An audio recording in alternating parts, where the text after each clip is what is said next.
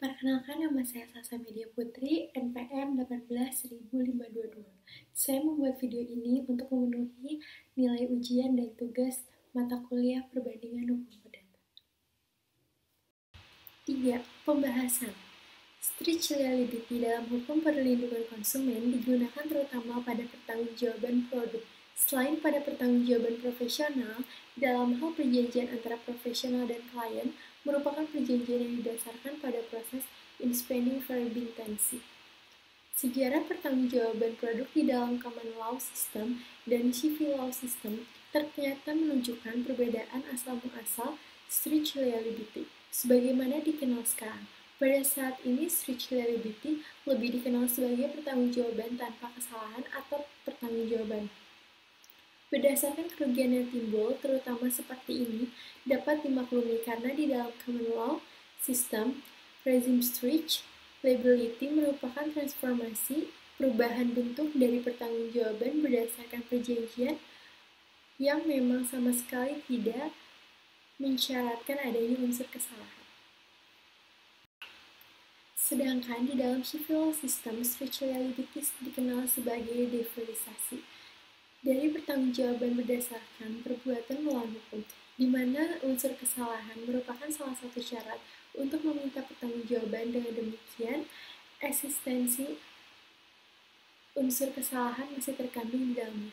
Namun, dilakukan pengalihan beban pembuktian unsur kesalahan tersebut dari penggugat kepada tergugat. Disimpulkan bahwa pertanggungjawaban produk semula adalah konsep pertanggungjawaban berdasarkan kerugian. Timbul karena resiko terancamnya keselamatan konsumen akibat mengkonsumsi produk rusak atau berbahaya, namun sama sekali tidak menyebut mengenai unsur kesalahan. Dalam rumusan tahun 1999 ditegaskan bahwa strict liability tidak didasarkan pada actual negligence on intent to harm yang pada hakikatnya berbasis perbuatan melawan hukum, melainkan pada the breach of an absolute yang secara imperatif.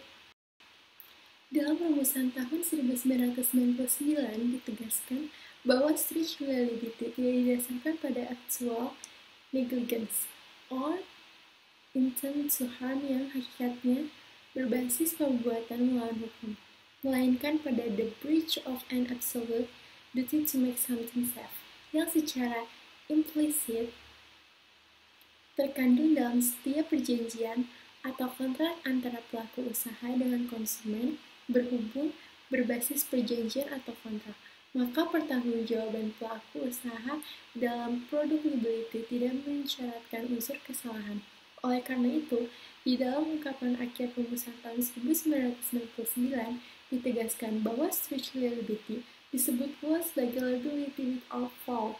Liability based on risk pada dasarnya merupakan derivasi pertanggungjawaban atas dasar perbuatan melawan hukum, sebagaimana dikemukakan oleh Purwahid Patrick.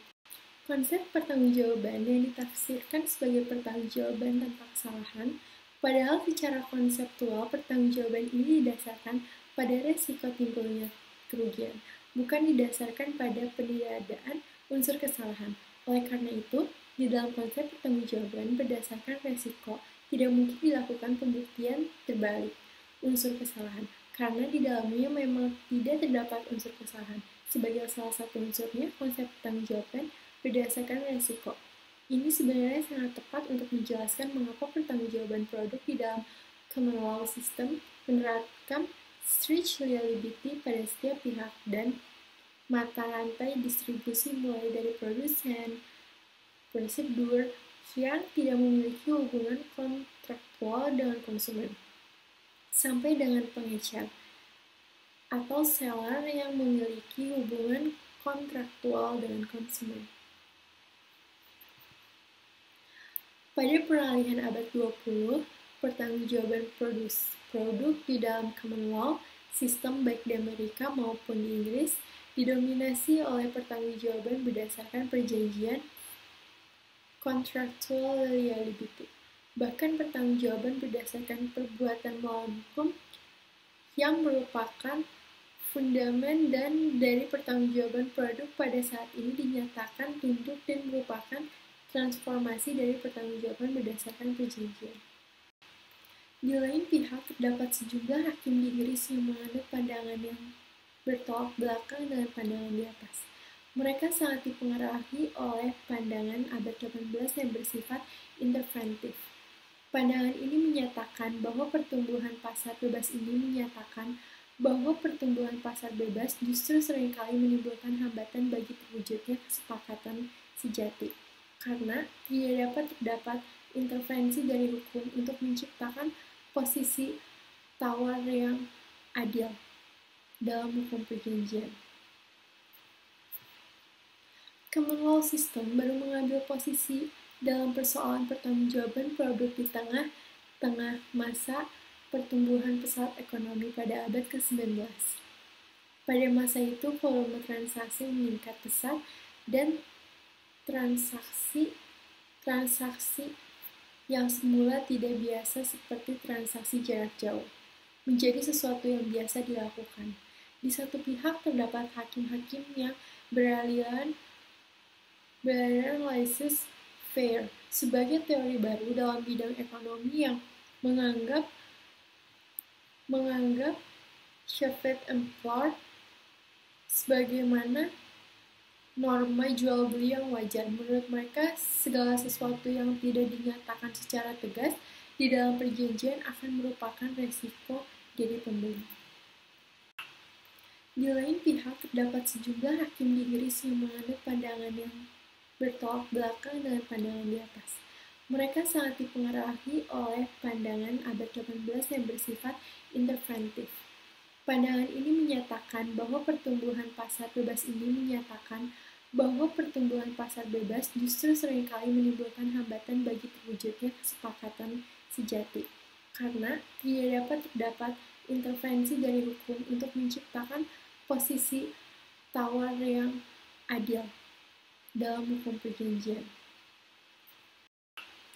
Akibatnya pada tahun 1893, Parlemen Inggris tidak mengalami kesukaran dalam menentukan posisi common law system perihal perjanjian, yaitu common law system menerima prinsip bahwa dia di dalam setiap perjanjian harus terkandung ketentuan implisit mengenai jaminan kelayakan, perdagangan, dan kondisi barang objek perjanjian. Berarti bahwa kebebasan penuh dalam membuat perjanjian, perfect freedom in contract, sebagai dikehendaki oleh doktrin perjanjian, tidak banyak dianut. Sebaliknya, adanya intervensi hukum melalui implied term untuk ikut campur dalam menciptakan posisi tawar yang adil dalam suatu perjanjian ternyata lebih besar pengaruhnya. Adapun sejarah perkembangan pertanggungjawaban produk di negara-negara yang menganut civil law system di kawasan Eropa tidak dapat dilepaskan pula dari pengaruh produk Liability Directive 1985 yang diterapkan oleh masyarakat Eropa. Negeri Belanda, negara yang menganut civil law system sebagai salah satu anggota dari masyarakat Eropa, harus pula mengimplementasikan direktif tersebut di dalam hukum nasionalnya. Di Indonesia, konsep perjanjian diatur dalam pasal 1313 KUHP yang menentukan bahwa suatu persetujuan adalah suatu perbuatan di mana satu orang atau lebih mengingatkan diri terhadap satu orang lain atau lebih dapat ditarik suatu kesimpulan bahwa perjanjian merupakan suatu perbuatan hukum antara dua pihak atau lebih dan dilakukan untuk menimbulkan akibat hukum. Akibat hukum yang ingin ditimbulkan oleh kontrak adalah berupa perikatan. Pada pasal 1233, KUHP mengatur mengenai perikatan dengan menemukan bahwa perikatan lahir karena suatu persetujuan atau karena undang-undang. Di dalam konsep pertanggungjawaban ini, unsur kesalahan bukan ditiadakan without fault, melainkan dialihkan beban pembuktiannya dari pihak yang dirugikan kepada pihak yang merugikan. Jika konsep ini digunakan dalam pertanggungjawaban produk, maka konsumen yang menuntut ganti rugi meskipun masih harus membuktikan adanya ketiga unsur dalam perbuatan melawan hukum. Namun tidak perlu membuktikan adanya unsur kesalahpahaman produsen.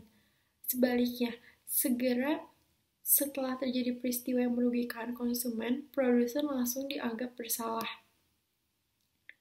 Sehingga sebagai konsekuensinya, produsen harus membuktikan bahwa ia tidak bersalah.